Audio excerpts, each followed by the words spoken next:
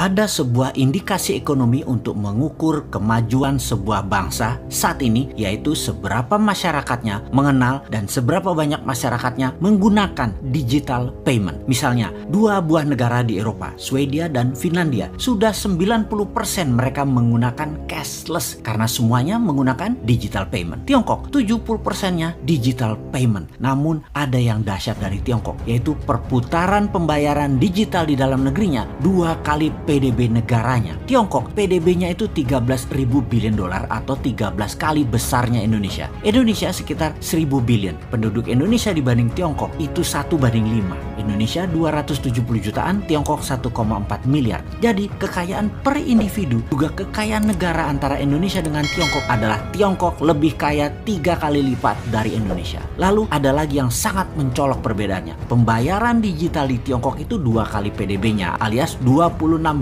triliun atau 200% dibanding PDB. Sementara di Indonesia hanya 6% dari PDB-nya atau sekitar hanya 60 billion dolar. Digital payment di Indonesia dibandingkan Tiongkok, Indonesia hanya 0,2%-nya Tiongkok. Itu jauh, asli jauh. Digital payment itu kalau ada yang bertanya apa sih, misalnya di Indonesia itu ada kris salah satunya, atau dinaran juga bisa dipakai sebagai non-cash payment. Sungguh, strategi untuk menjadikan Indonesia negara superpower sebenarnya tidak terlalu sulit atau tidak terlalu jauh. Meningkatkan PDB dari 1.000 billion dolar menjadi 5.000 billion dolar bukan hal yang sulit. Kalau master plan-nya hanya naik 7% setahun, di akhir masa jabatan 2024 ya paling menjadi 1.300-an billion dolar saja. Tambah lagi deh 5 tahun jabatannya seperti yang diimpikan oleh banyak orang pengagumnya. Hingga tahun 2029 misalnya, paling pol nambah menjadi 1.800 billion. Itu kalau naiknya 10% pertumbuhan per tahunnya ekonomi negara. Kalau kayak sekarang minus 2%, ya nggak nyampe-nyampe cita-cita mulianya. Itulah pentingnya new mind ambil peluang, old mind minggir. Walaupun Anda populer, kasih kesempatan new mind ini adalah langkah gentle membangun bangsa. Sungguh, populer itu bagus, tapi memakmurkan, menyehatkan,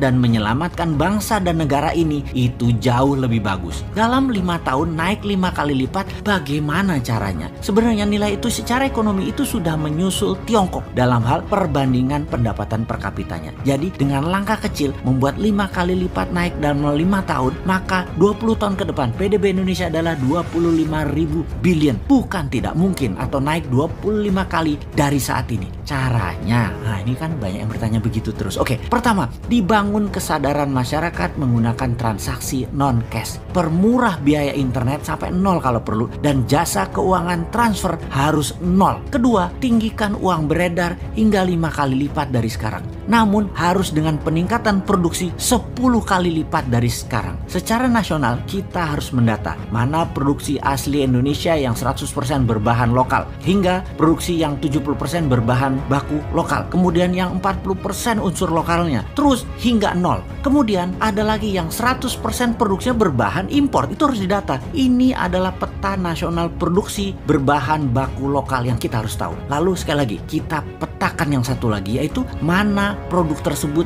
yang untuk ekspor. Kalau 100% berbahan baku lokal dan 100% untuk ekspor, maka minta berapapun pinjaman modal, biayai tanpa bunga, tanpa jaminan. Untuk ekspor, hasilnya dengan bahan baku beragam hingga unsur impor agak besar bisa mendapatkan 5 kali lipat uang pinjaman modal dari jaminan asetnya dan juga tanpa bunga. Lainnya lagi misalnya yang bahan bakunya 50% lokal dan hasilnya 100% untuk domestik. Beri matrik perhitungan pinjaman banding aset maksimum paling 2 kali dari nilai jaminan. Lalu kalau ada produksi yang 100% berbahan impor dan produksinya 100% untuk lokal domestik, maka perusahaan itu tindakannya cuma satu, ditutup. Inilah perusahaan penjajah namanya. Juga perusahaan pengeruk sumber daya alam yang hasilnya 100% ekspor bukan untuk domestic consumption. Tutup.